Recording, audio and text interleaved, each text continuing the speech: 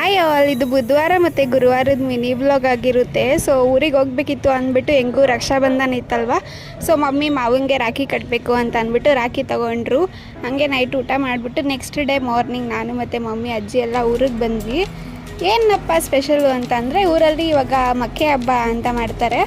So ಅಂದರೆ ಹಿರಿಯರು ಇರ್ತಾರಲ್ಲ ಅವ್ರಿಗೆ ಎಡೆಕ್ಕಿ ಪೂಜೆ ಮಾಡೋದು ಅಂತ.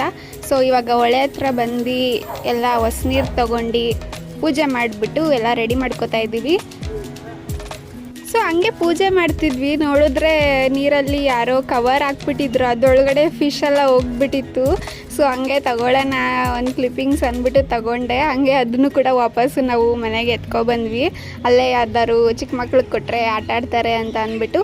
ಸೊ ಒಂದು 5-6 ಫಿಶ್ಶು ಒಳಗಡೆ ಸೇರ್ಕೊಬಿಟ್ಟಿತ್ತು. ನಾವೇನಪ್ಪ ಇದು ಸೌಂಡು ಅಂತ ನೋಡಿದ್ರೆ ಕವರ್ ಒಳಗಡೆ ಫಿಶ್ ಸೇರ್ಕೊಂಡಿತ್ತು. ಸೊ ಇದು ಪೂರ್ತಿ ಬ್ಲಾಗು ನಾನು ಅಪ್ಲೋಡ್ ಮಾಡ್ತೀನಿ.